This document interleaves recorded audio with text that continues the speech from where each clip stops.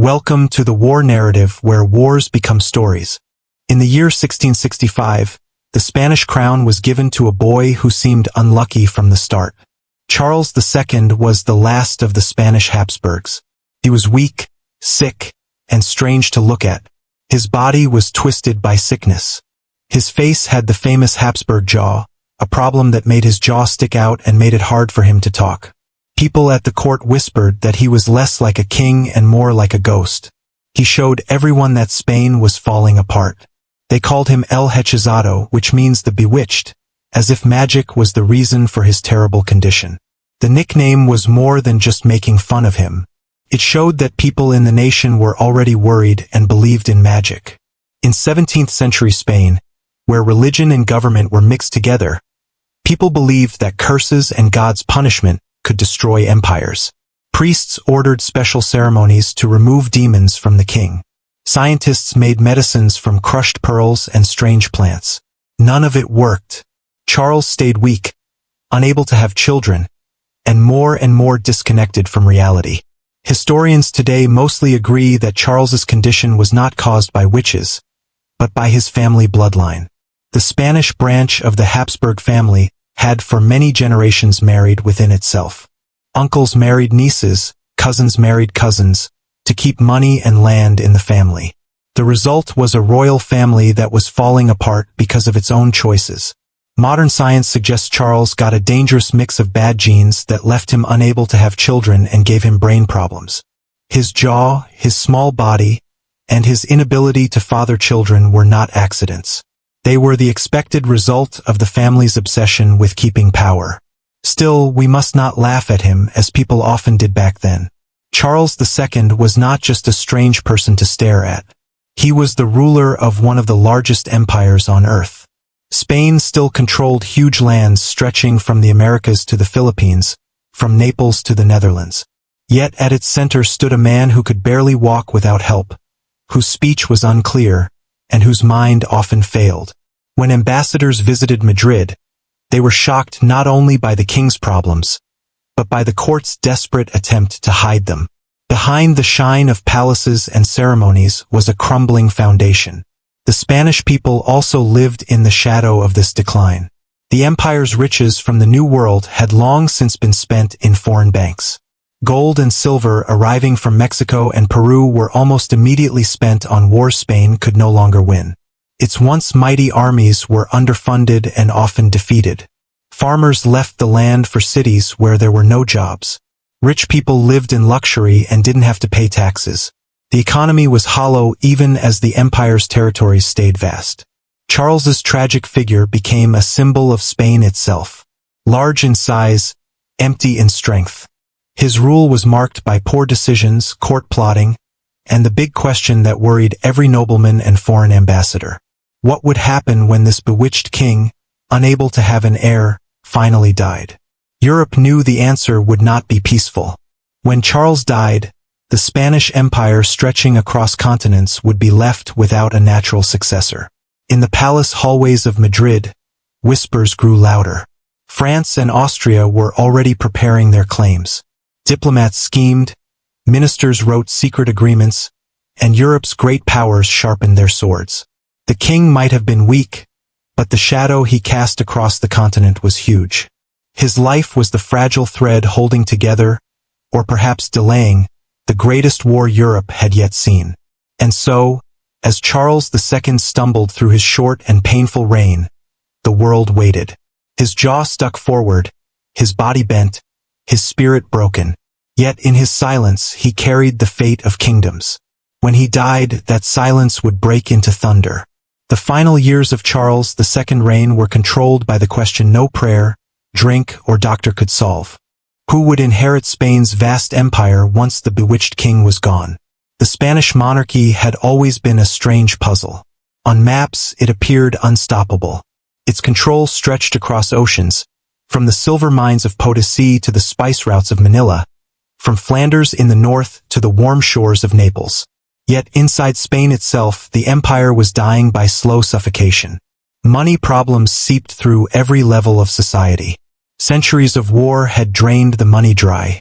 Too much silver from the New World wrecked local markets, while foreign bankers, mostly Dutch and Italian, tightened their grip on Spain's money. Farming collapsed under bad management, and thousands of farmers abandoned their fields, leaving once fertile areas to weeds and decay. Madrid stayed splendid, but much of the kingdom it ruled had grown poor. The empire was like a golden ship, grand on the surface, but taking in water below deck. And then there was the central problem. The king had no heir. For years, people at court and ministers whispered prayers and spread rumors of miracles, but none came. Each passing year deepened Europe's worry. If Charles died without a child, the Spanish inheritance, the Americas, Italy, the Netherlands, the very paths of global trade would be up for grabs. Charles himself, despite his weakness, understood how serious the choice was. In his will, he made a decision that would throw Europe into chaos.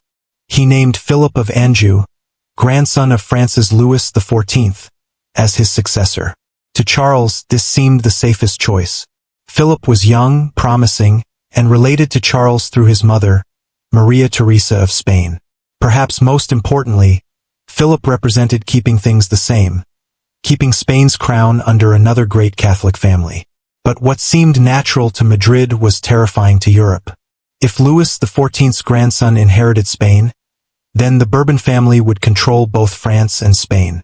Two of the largest empires on earth united in one family. The fear was not just about family pride, but survival itself. Would the Netherlands become French? Would the Americas fall under French control? Would Britain's trade routes be blocked by the combined weight of French and Spanish fleets?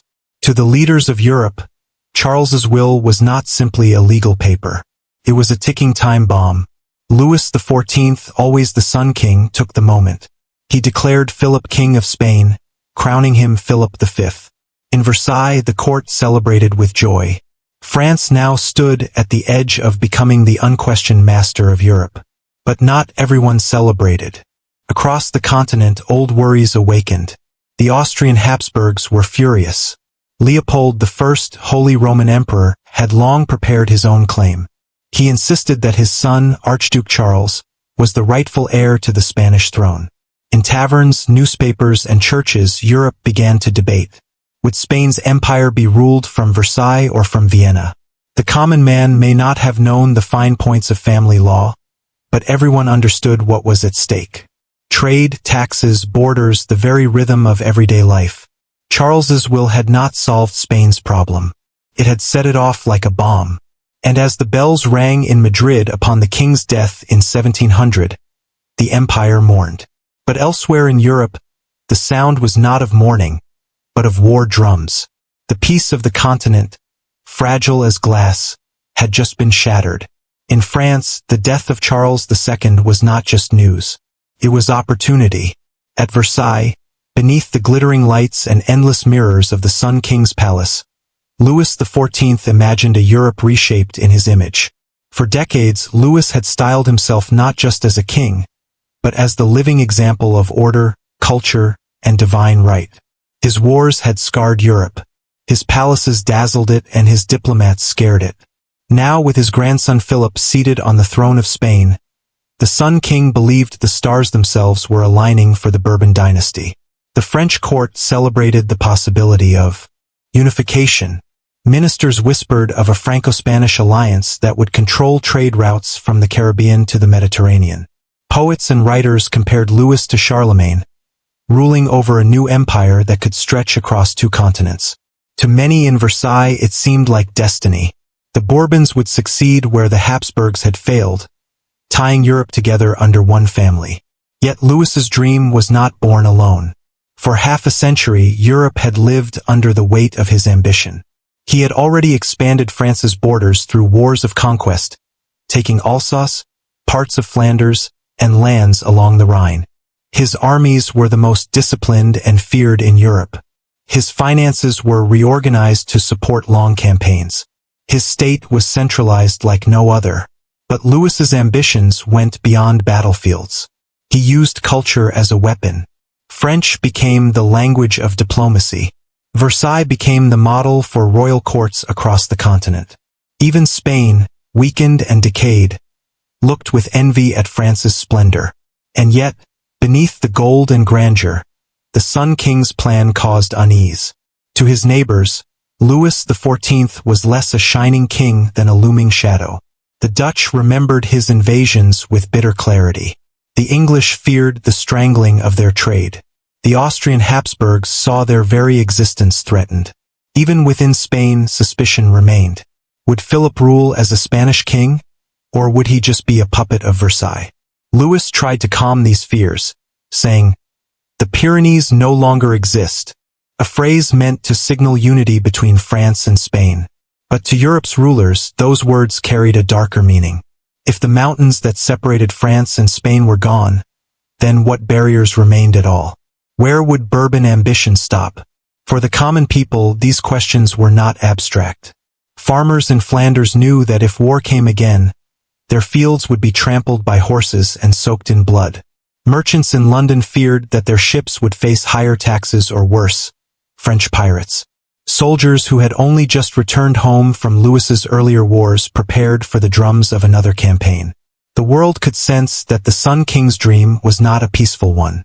A Europe united under the Bourbons might bring glory to Versailles, but it would come at the expense of every other throne. And as Louis pressed his claim, another king, the Holy Roman Emperor, was preparing to fight back. The stage was set for battle. The Sun King's golden dream on one side, and a group of kingdoms determined to keep Europe's fragile balance on the other.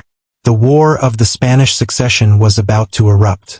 Not over a piece of land, but over the very question of how much power one family could hold before Europe itself broke apart. In Vienna, news of Charles II will arrive like a thunderclap. The Spanish throne, the greatest prize in Europe, had slipped into the hands of Louis XIV's grandson. To the Holy Roman Emperor Leopold I, this was nothing less than a nightmare come true. For decades, the Habsburgs of Austria had watched their Spanish cousins decline. But they had never imagined that the empire's vast territories might one day fall to their Bourbon rivals. Leopold, religious and stubborn, would not accept such an outcome. He argued that his own family's bloodline gave them the rightful claim. After all, the Austrian Habsburgs were the older branch of the family. If anyone should inherit Spain's crown, it was his son, Archduke Charles. With a stroke of his pen and many declarations, Leopold rejected Philip of Anjou and announced to Europe that the rightful king of Spain was Charles, or Carlos as he would be called in Madrid.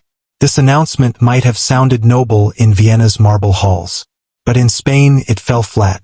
The Spanish people, tired of decline, yet fiercely proud of their independence, had little interest in another Habsburg. They had lived through centuries of Austrian meddling and saw no reason to accept a foreign prince they barely knew. Philip of Anjou, young and energetic, seemed a better symbol of renewal. The Spanish government and common people alike gave him their reluctant blessing. To many, Archduke Charles was a pretender, a distant cousin from the cold north who spoke German rather than Spanish. But the true battle was never about what the Spanish people wanted. It was about Europe's balance of power. Leopold's defiance struck a chord among other rulers who feared the Bourbon threat. In London, ministers warned that if France and Spain were united, the seas themselves would no longer be free. In The Hague, Dutch merchants imagined their trade routes strangled by French taxes. In Berlin and Hanover, princes worried that their fragile kingdoms might be trampled beneath French boots. Leopold's bold stance gave these fears a rallying point. Though his own claim to Spain was self-serving, it offered a legal and family reason for resistance. Europe, always wary of France, now had a cause around which to unite. Thus, the question of who should rule became more than a family fight. It became the spark for a continental fire. Two princes now stood as rivals. Philip of Anjou, the Bourbon grandson of the Sun King, already crowned Philip V of Spain, and Archduke Charles, the Habsburg son of the Holy Roman Emperor, proclaimed as Carlos III. Behind each contender stood empires, armies, and treasuries. The people of Europe watched uneasily as kings traded declarations and insults. But everyone sensed that this was no simple legal dispute. Guns would settle the matter, not scrolls. The fight between families was about to spill onto fields, rivers, and seas. And in that moment, the lines of division began to sharpen. On one side, the grand dream of Louis XIV and his Bourbon heirs. On the other, the determination of Austria and her allies to prevent a Europe swallowed whole by France. The first sparks of the War of the Spanish Succession had been struck, and the continent prepared for the storm. Europe had seen power struggles before, but the coming crisis over Spain's inheritance struck at something deeper, the very idea of balance in the international order. If Louis XIV succeeded in tying France and Spain under Bourbon rule, then every kingdom, principality, and republic would live in the shadow of Versailles. Few nations were willing to let that happen. And so one by one, kings and ministers began to draw together into what would be called the Grand Alliance. It was not a marriage of friendship, but of necessity. England, recently unified with Scotland under one crown, feared the chokehold of Bourbon fleets over the Atlantic. The Dutch Republic, still healing its wounds from earlier French invasions, dreaded the collapse of its trade. Austria, under Leopold I, saw survival itself on the line. Even smaller German states, Prussia among them, understood that if the Bourbons went unchecked, their independence could be snuffed out overnight. The Grand Alliance was more than a collection of armies. It was an experiment in diplomacy. For the first time, Europe's rulers began to state a shared rule, that no single family should be allowed to dominate the continent. The phrase balance of power gained new meaning. It was not fancy philosophy. It was the instinct for survival. In London, ministers like the Earl of Marlborough argued that Britain's interests stretched beyond its shores. If Spain fell entirely into French hands, the Bourbon kings would control the richest trade empire on earth. From the silver of Mexico to the sugar of the Caribbean, from Mediterranean ports to the Philippines, the wealth of Spain would fuel French ambition. England's merchants understood this with terrifying clarity. Their ships, their markets, their very livelihoods were at stake. The Dutch, too, grasped the danger. For them, the war was not a distant matter of family pride, but a question of survival. Their prosperity depended on fragile trade routes and maritime freedom. A Bourbon Spain meant French soldiers stationed in the Spanish Netherlands right on the Dutch doorstep. Memories of Louis XIV's earlier wars, when French armies had burned Dutch towns and flooded their fields, were still raw. Austria's case was simpler but no less desperate. If Philip of Anjou remained on Spain's throne, the Austrian Habsburgs would be permanently eclipsed. Their dream of inheriting the Spanish crown would vanish, and with it their influence over Italy, the Low Countries, and beyond. For Leopold I, this was a family struggle. But it quickly grew into something larger, a crusade to prevent France from swallowing the continent whole. By 1701, treaties had been signed, messengers dispatched, and promises sealed. The Grand Alliance was official. England, the Dutch Republic, Austria, Prussia, Hanover, and soon others stood together. Their flags were different, their languages foreign, but their goal was singular, to contain the power of France and preserve the fragile balance of Europe. It was a group built not on trust but on fear.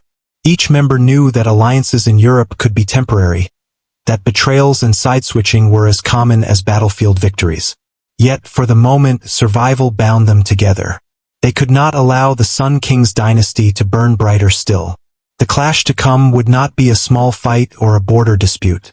It would be a war fought across continents, on land, at sea, in the palaces of kings, and the markets of merchants.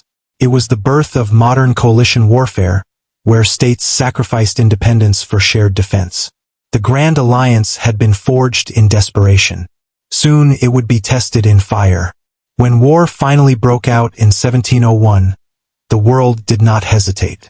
Armies mobilized, ships unfurled their sails, and Europe braced itself for a conflict that would sprawl across borders and oceans. The War of the Spanish Succession was no small fight. It was the collision of families, ideas, and empires, and its opening moves were fought on the seas.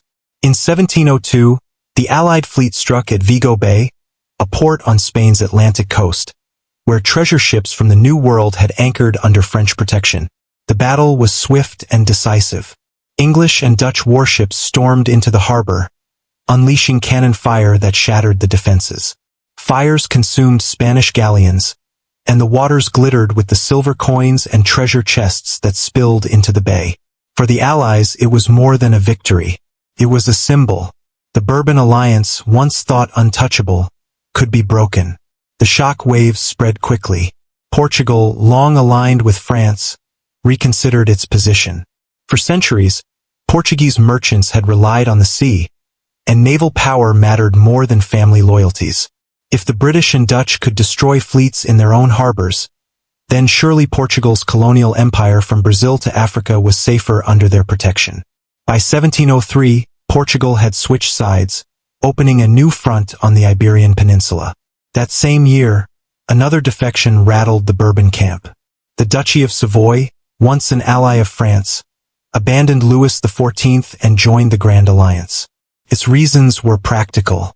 Nestled in the Alps, Savoy was a crossroads of Europe, strategically vital to controlling Italy. By siding with the Allies, Savoy hoped to secure protection and power in the inevitable division of territory. For Louis, this betrayal was a painful reminder that even old allies could not be trusted when the winds of war shifted. These early setbacks exposed a truth about the war. It was not just a clash of armies, but a contest of loyalty. Alliances could be bought, sold, or broken. Small states calculated survival like merchants counting profits, switching sides when fortunes changed. The war's front lines were fluid, its diplomacy as dangerous as its battles. And while Vigo Bay had been a glittering triumph, it did not end the struggle. Across Europe, new campaigns ignited. In Italy, French forces battled Austrian troops for control of Lombardy and the Po Valley. In the Low Countries, Dutch and English armies clashed with French garrisons.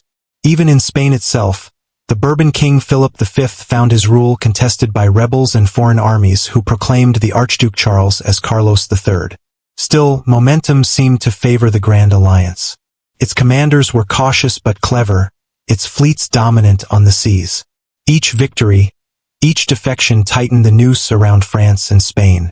Yet Louis XIV was no ordinary king, and the Bourbon dynasty was not so easily undone. The Sun King had more cards to play, and his greatest challenge was only beginning to emerge. Every great war is shaped not only by kings and treaties but by the generals who lead men into fire. In the War of the Spanish Succession, two commanders would emerge as giants of strategy. Their partnership would alter the balance of Europe. John Churchill of England and Prince Eugene of Savoy. John Churchill was not born into the glitter of royalty. He was a soldier who climbed by skill, loyalty, and a keen sense for political wins. Handsome, disciplined, and ambitious, Churchill became a favorite at the English court, eventually rising to the title of Duke of Marlborough. Unlike many generals of the age who gloried in reckless charges, Churchill fought with precision and patience. He could read the battlefield like a chessboard, predict the enemy's mistakes, and strike at the exact moment of weakness.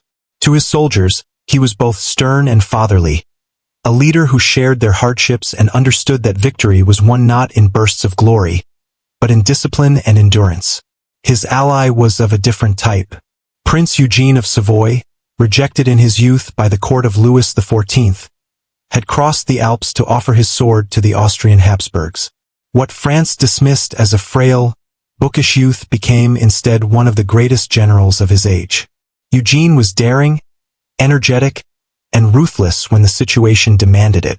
Where Churchill embodied patience, Eugene embodied boldness. He believed in bold maneuvers, lightning strikes, and the element of surprise. His enemies feared his speed. His soldiers loved his fearlessness. Individually, they were impressive. Together, they were unstoppable. Their partnership was an unlikely one. An English noble and an Italian-born prince serving Austria. But war forged trust where politics might not. They complemented one another perfectly. Churchill the strategist, Eugene the tactician, one steady as stone, the other sharp as a blade. Their alliance also symbolized something larger, the very essence of the Grand Alliance itself. Just as Britain and Austria had put aside differences to resist Louis XIV, so too did these two men join their fates in common cause. They became the embodiment of coalition warfare, an early glimpse of what modern Europe would require in the centuries ahead. People at the time were quick to compare them with Alexander's generals, with Caesar's lieutenants. They were not just soldiers. They were architects of Europe's future. For wherever Churchill and Eugene marched together, victories followed. And soon their partnership would be tested in a clash so huge, so shocking that it would echo across the continent for generations. The battle that awaited them was Blenheim, a name that would become a word for triumph and a turning point in the war. On the morning of August 13, 1704, the fields along the Danube near the small Bavarian village of Blenheim, known to history as Blenheim, were quiet. The mist clung low to the ground and villagers huddled in their cottages, unaware that before nightfall their homes would be trampled into mud by one of the greatest battles of the century. For Louis XIV, the campaign of 1704 promised a decisive blow. French and Bavarian forces under the command of Marshal Talad and the Elector of Bavaria had massed along the Danube to strike at Vienna, part of the Austrian Habsburg Empire. If Vienna fell, the war might be over in a single campaign. Austria would be crippled and the Bourbons would dominate Europe. But standing in their path was the unlikely partnership of John Churchill, Duke of Marlborough, and Prince Eugene of Savoy. Together, they had marched their armies across hundreds of miles, enduring heat, hunger, and constant fights to block the French advance. Their gamble was bold, to face a superior force on ground of the enemy's choosing, trusting in discipline, coordination, and sheer will. As the sun rose, the Allies numbered some 52,000 men, English, Dutch, Austrian, and German soldiers drawn from across Europe. Opposing them were nearly 60,000 French and Bavarians, their banners bright, their confidence unshaken. To the French, this battle promised the crowning triumph of Louis's reign. To the Allies, it was survival itself. The fighting began at midday. Eugene's troops engaged the Bavarians on the right while Marlborough launched a series of relentless attacks on the French center and left. Wave after wave of infantry pressed forward, their muskets flashing, their drums echoing across the fields. French artillery tore bloody gaps in the Allied lines. Yet the men closed ranks and advanced again. The village of Blenheim itself became a fortress. French troops barricaded houses, fired from windows, and pushed back charge after charge. The fighting was brutal, hand-to-hand, with bayonets and blades in the narrow streets. Smoke hung over the rooftops, and the Danube ran red with the fallen. Yet Marlborough was not aiming to take the village outright. He meant to pin down French forces there while he struck at their exposed center. And strike he did. In the afternoon, Marlborough unleashed his cavalry. Squadrons of Allied horsemen thundered across the open fields, smashing into French lines. The ground shook with hooves and the clash of steel echoed like thunder. French formations buckled. Their commander, Marshal Talad, was captured and panic began to spread. By evening, the mighty French army, pride of Louis XIV, was in full retreat. Thousands drowned in the Danube as they tried to flee. The size of the defeat stunned Europe. At Blenheim, the myth of French invincibility was shattered. Bavaria was forced out of the war. Austria was saved from collapse. And the Grand Alliance tasted its first great triumph. The Sun King, who had long boasted of his armies as the masters of Europe, now faced humiliation. But Blenheim was more than a battlefield victory. It was proof of what coalition warfare could achieve. Men from across nations, languages, and loyalties had fought side by side under Churchill and Eugene. The battle showed that France, for all its wealth and splendor, could be stopped. In villages and cities across Europe, bells rang to celebrate the victory. Yet for those who had stood in the fields of Blenheim, the memory was less triumphant. They remembered the cries of the wounded, the smoke-filled sky, the shattered bodies along the Danube. It was a triumph written in blood, a warning that the war ahead would be long, brutal, and unforgiving. And though Blenheim had shaken Europe, it had not ended the struggle. The Bourbon dream of dominance still burned, and Philip of Anjou still sat on the Spanish throne. The war was far from over. While Blenheim had shattered French prestige in Central Europe, the question at the heart of the war remained unsolved. Who would truly sit on the throne of Spain? For all the victories on the Rhine and in Bavaria, the Bourbon king Philip V still ruled in Madrid, his claim unshaken. If the war was to be won, the Allies would have to break his power inside Spain itself. The campaigns that followed were exhausting. In 1706, Allied forces advanced boldly into the heart of the Iberian Peninsula. Madrid, long the seat of Habsburg power and Bourbon ambition, fell to Archduke Charles's supporters. For a brief moment it seemed as if the Austrian claimant, now styled as Carlos III, might seize the crown. Allied banners flew in the capital. Announcements were issued, and the bells of churches rang for a new king. But Madrid's welcome was shallow. The Spanish people, though tired of decline, were not eager to embrace another foreign ruler. Philip, despite his French blood, had taken pains to present himself as a Spanish king, loyal to their traditions and culture. His youth, his energy, and his willingness to immerse himself in Spanish customs won him a measure of popularity that Charles never commanded. To many Spaniards, the Austrian felt like an outsider imposed by foreign bayonets. This disconnect was deadly. When Allied troops occupied Madrid, they found not joyful crowds, but silent, hostile streets. Supplies dwindled, support disappeared, and resentment simmered. Within months, the Allies were forced to abandon the city, retreating in haste as Philip returned in triumph. Elsewhere, however, the struggle continued. In Catalonia and Valencia, regions historically wary of centralized Castilian rule, many welcomed the Allies as liberators. Barcelona, in particular, became a stronghold of resistance against Bourbon authority. In 1705, it had declared for Archduke Charles, and when Allied forces recaptured it in 1706, the city became a symbol of defiance. The war within Spain thus mirrored the deep divisions of the kingdom itself. Regional loyalties, local grievances, and centuries-old rivalries all shaped the conflict. By 1708, the Allies had also secured Valencia, reinforcing Charles's position in the east. Yet victories in Spain were fragile, fleeting, and costly. Each city captured required huge resources to hold. Each setback fueled Philip's story of legitimacy and resistance. The war in Iberia became not a clean clash of armies, but a grinding contest of sieges, occupations, and shifting loyalties. And still, through all this turmoil, Philip of Anjou endured. His resilience owed much to his Bourbon lineage, but even more to the loyalty he inspired among ordinary Spaniards. While foreign troops marched through their lands, Philip portrayed himself as the king who belonged, who understood them.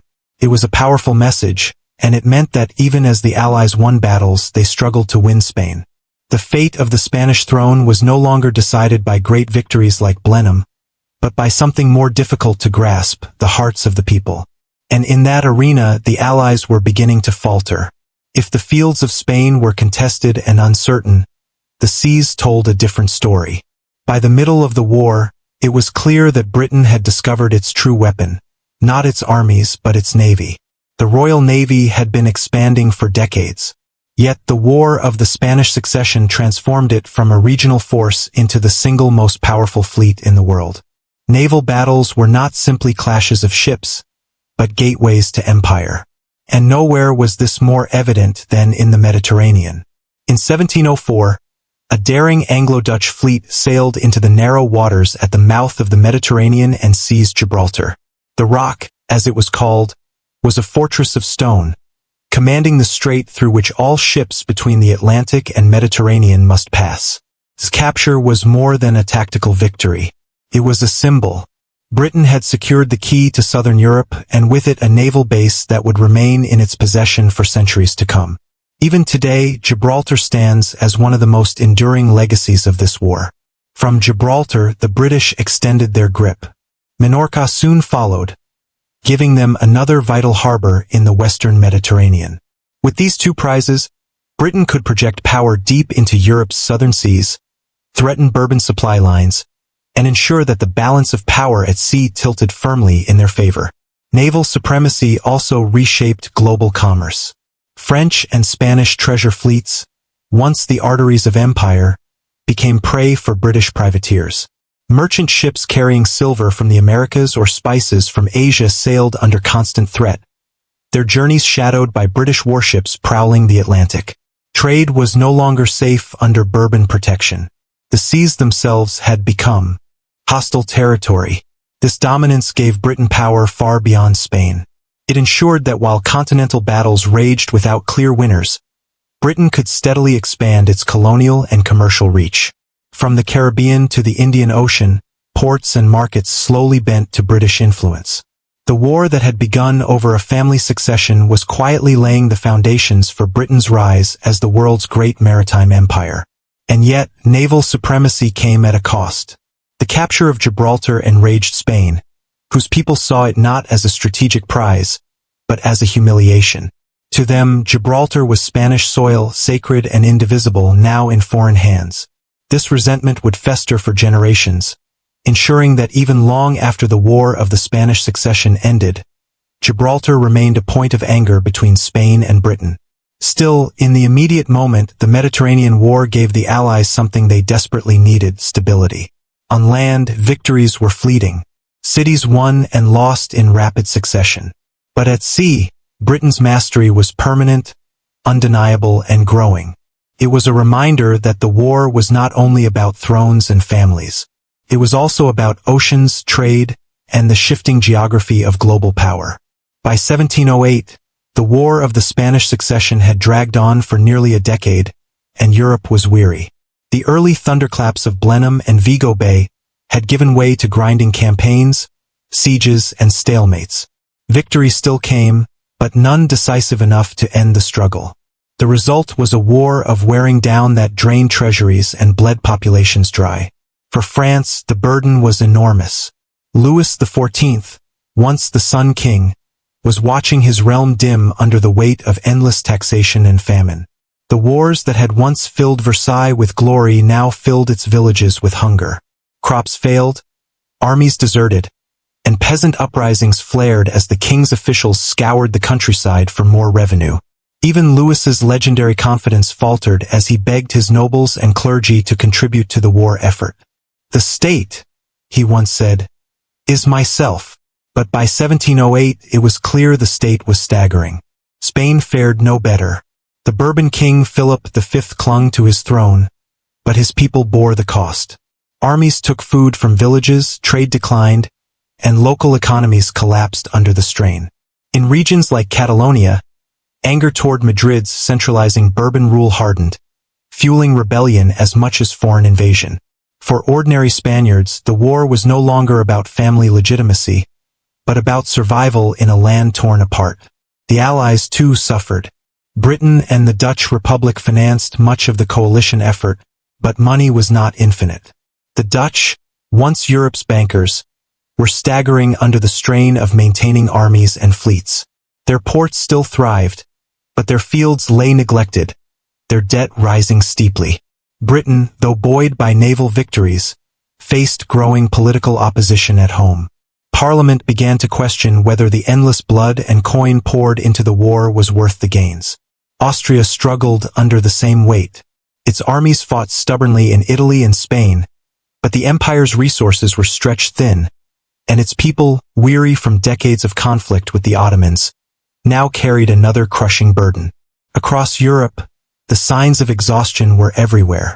Cities once bustling with trade now saw bread riots. Soldiers returned injured, or not at all, leaving families poor. Taxes rose higher each year while coins seemed to buy less and less. Pamphlets circulated calling the war a bottomless grave, swallowing men and money alike. The deadlock was military as much as financial. By 1708, the French had been pushed from northern Italy while Spain lost its grip on southern Italy. Yet these setbacks did not collapse the Bourbon position, nor did Allied advances secure lasting control in Spain. The war lines shifted, but never decisively. The British Navy might control the seas, but France itself remained unconquered. It was a puzzle. Both sides were weakened, yet neither could deliver the final blow. Every campaign promised victory, only to dissolve into stalemate. The war had become a slow bleed, draining the lifeblood of nations while yielding little resolution. In this grinding deadlock, desperation began to whisper at the edges of diplomacy. Some leaders quietly searched for ways out, wondering if compromise might be less costly than triumph. But Louis XIV was not yet ready to give in, and his enemies, bound by oath and pride, would not abandon their cause. Europe stood locked in a terrible embrace, two great families refusing to yield even as the continent groaned beneath them. Something would have to break, but no one yet knew what or when. For nearly a decade, the War of the Spanish Succession had raged with no clear victor. Both sides were exhausted, yet both refused to yield. It seemed as though the conflict might grind on forever until fate stepped in, not on the battlefield, but in the imperial palaces of Vienna. In 1705, the Holy Roman Emperor Leopold I died. His passing, though expected, rattled the Grand Alliance.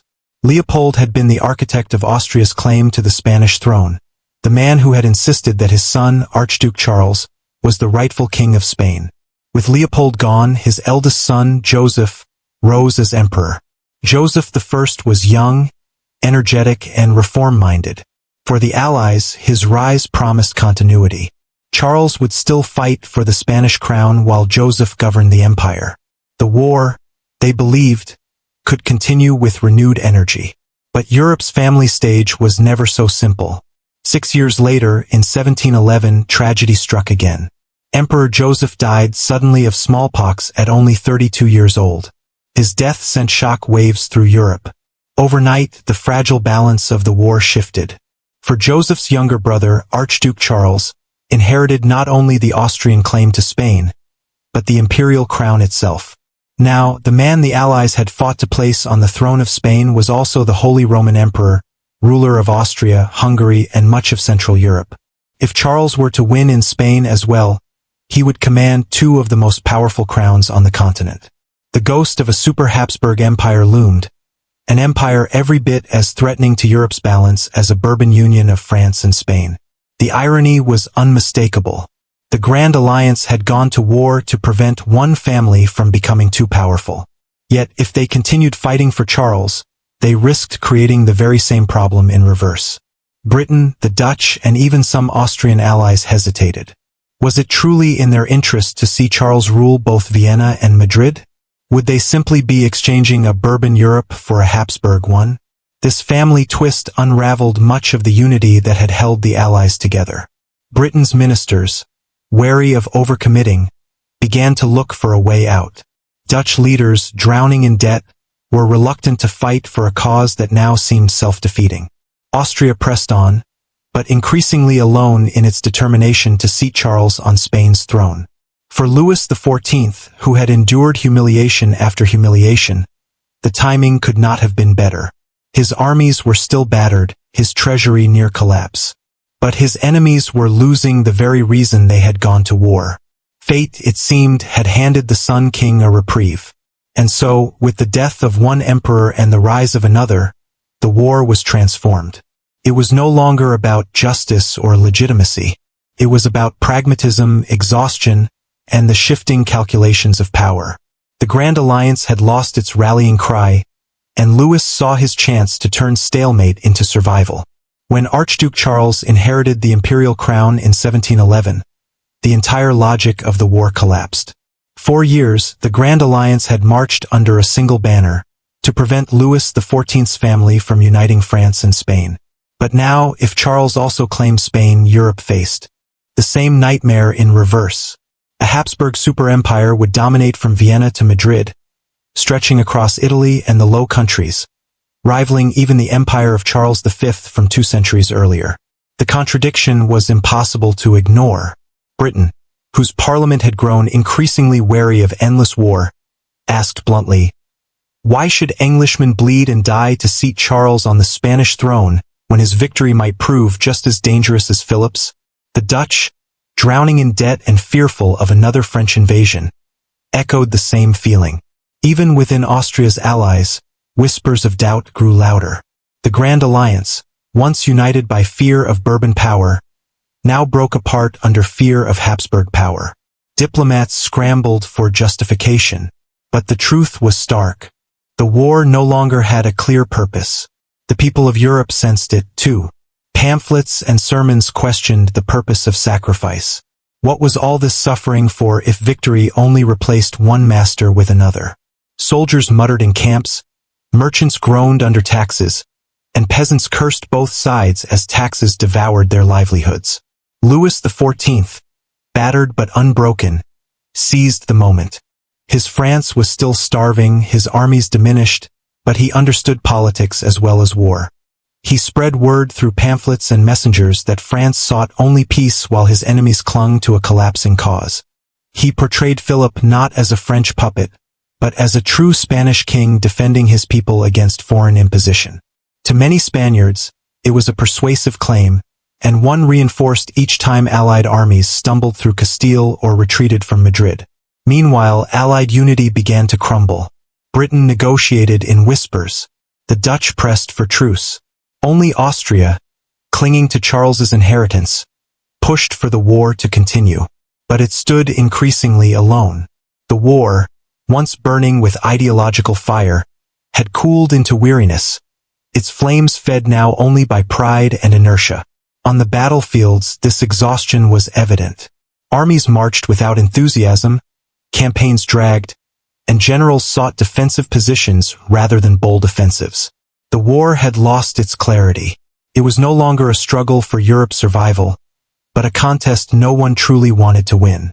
In this vacuum of purpose, diplomacy began to overtake gunpowder. The thunder of cannon grew fainter as the scratching of pens grew louder. Europe had fought for a decade only to realize that victory might be more dangerous than defeat. And so, reluctantly, the warring powers began to imagine peace. By the second decade of war, Europe had reached the edge of exhaustion. Armies still clashed. Cities still suffered sieges. But the thunder of guns now echoed against a backdrop of political whispers. Diplomacy, once drowned out by the noise of battle, began to take center stage. The road to peace was anything but simple. Each side arrived at the table with scars, debts, and grievances. For Britain, the war had proven costly in men and money. Yet their naval empire had flourished. Their ministers wanted to preserve these gains while withdrawing from an increasingly unpopular war. The Dutch, once the great bankers of Europe, were near financial collapse. They longed for peace, not victory. Austria, however, clung stubbornly to its claim, determined that Archduke Charles, now Holy Roman Emperor, should not be denied Spain. And then there was France. Louis XIV, once the unshakable Sun King, had endured humiliation after humiliation. His armies were battered, his people starving, and his enemies triumphant. Yet even in defeat, Louis played his hand with skill. He offered concessions, but never too many, promises, but always with conditions. He knew his enemies were breaking apart, that Britain and the Dutch no longer shared Austria's passion. If he could drive a wedge between them, France might yet salvage honor. The negotiations themselves were complex and confusing. Messengers gathered in cities like The Hague, London, and eventually Utrecht, shuffling papers, drafting treaties, and trading sharp words. The talks stretched on for years, fueled by distrust. Each side accused the other of trickery. Each nation feared being left out of a bargain that might redraw Europe's map. The diplomats fought with words as fiercely as soldiers with swords. Meanwhile, the war did not pause. Battles still flared across Spain, Flanders, and Italy. Soldiers died even as kings and ministers spoke of peace. The cruelty of the moment was plain. Men bled for causes their rulers were already bargaining away. Still, the will for peace grew stronger than the desire for victory. Britain, under the influence of Queen Anne's ministers, began to push hardest. They saw little point in continuing to fight for Charles, whose inheritance of Austria and the imperial crown already gave him immense power. Better to secure Britain's naval supremacy, expand its colonies, and bring the war to an end on favorable terms. The Dutch, near bankruptcy, followed this logic. Austria fumed, but found itself increasingly isolated. For Louis XIV, this was the salvation he had long awaited. He could not dictate the peace as he once dreamed, but neither would he suffer total ruin. If he yielded Spain to his grandson Philip, but accepted limits on Bourbon power, France could survive. And so, diplomacy began to shape the outlines of a new Europe. The war was not yet over, but the ink of treaties was already mixing with the blood of soldiers.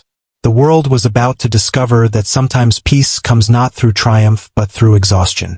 In 1713, after more than a decade of war, Europe gathered in the Dutch city of Utrecht to put ink to paper and finally silence the cannons.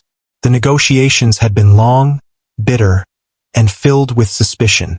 But the Treaty of Utrecht emerged as the compromise that ended one of the most exhausting conflicts of the early modern era. The central issue, the Spanish succession, was resolved, though not without sacrifice. Philip of Anjou, the grandson of Louis XIV, was confirmed as King Philip V of Spain. Yet this recognition came with an iron condition. The thrones of France and Spain could never be united. The Bourbon dream of a single family dominating Europe had been broken. Philip could keep Spain, but he and his heirs were banned forever from ruling France. The Pyrenees, in other words, still existed. For Britain, the treaty was nothing short of a triumph. The Royal Navy's supremacy was formally acknowledged and the empire gained strategic jewels. Gibraltar and Minorca in the Mediterranean, Newfoundland and Nova Scotia in North America, and the profitable island of St. Kitts in the Caribbean. These were not just scraps of territory. They were stepping stones in the rise of Britain as the world's foremost naval and colonial power. Perhaps most significantly, Britain secured the Asiento de Negros, the exclusive right to supply enslaved Africans to Spanish America. It was a grim but immensely profitable deal that reshaped global commerce in Britain's favor. Austria, though frustrated at Charles's loss of the Spanish throne, emerged with compensation. The Habsburgs were granted control of the Spanish Netherlands, modern-day Belgium, Naples, Milan, and Sardinia. These lands cemented Austrian power in Italy and Central Europe, giving them a strong continental position, even if their family ambitions in Spain had failed. The Dutch Republic, though drained financially, secured a defensive line of fortresses in the Spanish Netherlands, a buffer against future French aggression. Yet the treaty revealed what many already knew. The Dutch Golden Age was fading, and Britain was eclipsing them as the master of trade and empire. France, despite the appearance of defeat, had also survived. Louis XIV was forced to surrender some colonies and recognize Britain's maritime dominance. But his family still sat on the throne of Spain. After years of famine, debt, and battlefield losses, the Sun King had avoided total ruin. For a king who once feared his realm might collapse under foreign invasion, this survival was victory enough. The Treaty of Utrecht redrew the map of Europe. It limited French ambition, boosted Britain's naval empire, and preserved Austria's continental strength. More than that, it established a rule that would shape diplomacy for the next century, that wars could be ended not with destruction, but with compromise and imperfect peace designed to preserve the balance of power. As the ink dried in Utrecht's halls, soldiers still trudged home. Villages still mourned their dead, and treasuries still counted their losses.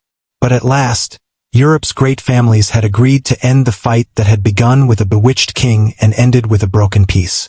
The Treaty of Utrecht ended the fighting, but its consequences rippled far beyond the ink on paper. In the aftermath, Europe stood transformed, and the great powers assessed what they had won and what they had lost. For Britain, there was little doubt. The war had been a decisive step toward global dominance. Though its armies had played a secondary role compared to Austria and the Dutch, its navy emerged as the true victor. Gibraltar and Minorca secured British control over the entrance to the Mediterranean. Newfoundland and Nova Scotia gave it power over the North Atlantic. The Caribbean island of St. Kitts added to its growing colonial riches. And with the Asiento, Britain gained the profitable right to supply enslaved Africans to Spanish America, an appalling trade that nonetheless filled London's coffers with staggering profit. Britain had not only preserved its balance against France, it had outstripped its allies to become the leading maritime empire. Austria also claimed victory, though of a different kind. It did not secure Spain, but it did inherit vast new lands in the Spanish Netherlands, Naples, Milan, and Sardinia. This expansion made the Habsburg monarchy the dominant power in Central Europe, tightening its grip on Italy and extending its influence over the continent's heartlands. Yet Austria's gain carried a hidden weakness. It was now overextended, responsible for governing diverse peoples and fragile territories at a time when its resources were already thin. The Dutch Republic, once the richest and most impressive trading nation, emerged drained and diminished. Utrecht preserved its borders and gave it defensive fortresses, but the war revealed its limits. Britain had surpassed the Dutch in naval power, trade, and colonial reach. Amsterdam remained a center of finance, but the golden age of Dutch leadership was fading into twilight. France, for all its defeats, survived with surprising resilience. Louis XIV had lost prestige, wealth, and men, but he had avoided catastrophe. His family remained seated on Spain's throne through his grandson Philip V. For a war that threatened to erase French influence entirely, this was no small consolation. Yet the war also exposed the fragility of the French state. Decades of Louis's ambition had drained the treasury and left his people poor. The Sun King's brilliance still gleamed, but its light was fading. Spain itself was transformed most deeply. Though exhausted, humiliated, and reduced in territory, Spain retained its monarchy under Philip V, marking the beginning of a new Bourbon dynasty that would last for centuries. Yet the empire it once commanded, the sprawling global giant of the 16th century, was now broken beyond repair. Spain had survived, but only as a shadow of its former self. The true losers, however, were not kings but ordinary people. Peasants across Europe bore the weight of taxation. Soldiers returned crippled or not at all. Merchants lost fortunes. Farmers saw their fields burned. And families mourned sons who died in foreign lands for families they had never seen. For them, there was little difference between Bourbon or Habsburg rule. The cost of war was the same.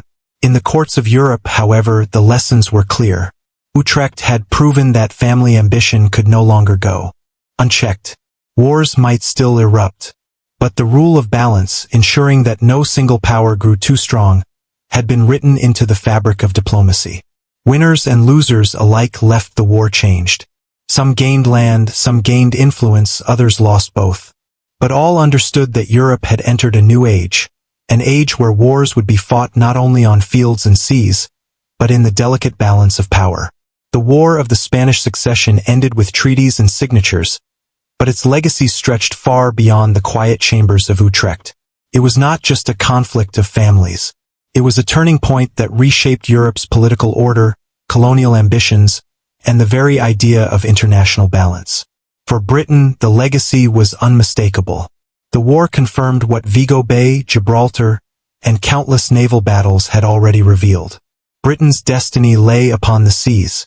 No longer just an island kingdom defending its shores, Britain had become the guardian and explorer of global trade routes. Its colonies grew, its navy expanded, and its merchants prospered.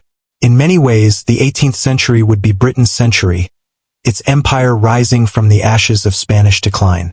Austria, too, carried the imprint of the war. Though it failed to seize Spain, the Habsburg monarchy gained a firmer grip over Italy and Central Europe. The gaining of Naples, Milan, and the Spanish Netherlands strengthened Vienna's hand, making Austria a continental power to rival France. Yet this expansion also planted seeds of future tension. For governing such diverse territories required a strength the Habsburgs often lacked. For France, the war was both a humiliation and a reprieve. Louis XIV had entered with dreams of family dominance and emerged battered. His armies humbled, his people poor. But he had also preserved the Bourbon dynasty in Spain, a victory that ensured French influence would echo in Madrid for centuries. Still, the war marked the beginning of the end for French control. Never again would France so easily impose its will on Europe. The Sun King's brilliance had dimmed, leaving behind the debts and strains that would one day ignite revolution. Spain itself, once the center of European power, emerged as a diminished empire. Philip V ruled, but he presided over a kingdom that had lost much of its European possessions and whose vast colonial riches increasingly slipped into foreign hands. Spain would never again dominate Europe as it had in the days of Charles V or Philip II. Instead, its history entered a quieter, more uncertain chapter, its grandeur preserved in memory more than in reality. Perhaps the greatest legacy, however, was the birth of a rule that would shape Europe for generations: the balance of power. The war had shown that no family, no empire could be allowed to rise unchecked. Nations had fought not only for territory, but for balance. The idea that Europe must remain a carefully balanced system of states became the foundation of diplomacy throughout the 18th century and beyond. And yet the war's human legacy was darker. Millions had suffered for family ambitions they scarcely understood. Families were broken, fields ruined, treasuries empty. The treaties of Utrecht brought peace, but it was a peace built upon exhaustion rather than reconciliation. For the people of Europe, the war left behind not only shifting borders, but scars: physical, financial, and emotional. Still, history rarely offers clean endings. The War of the Spanish Succession was closed, but its lessons were unfinished. The rivalries it unleashed, the ambitions it tempered, and the rules it established would echo in future conflicts: the War of the Austrian Succession, the 7 Years' War, even the Napoleonic era. It was in truth less an ending than a prelude. When the cannons finally fell silent and the treaties were sealed, Europe did not breathe in triumph. It exhaled in exhaustion. The War of the Spanish Succession had consumed more than a decade, scarred an entire generation, and reshaped the very map of power. Yet even as the diplomats packed their papers and kings celebrated survival, the deeper meaning of the war lingered. For Louis XIV, the once radiant Sun King, the war marked the twilight of his reign. He had entered the conflict dreaming of a Bourbon family that would unite France and Spain, towering over Europe as no empire had since Charlemagne. He emerged with those dreams broken, his kingdom drained, his people weary, and his own body aged and frail.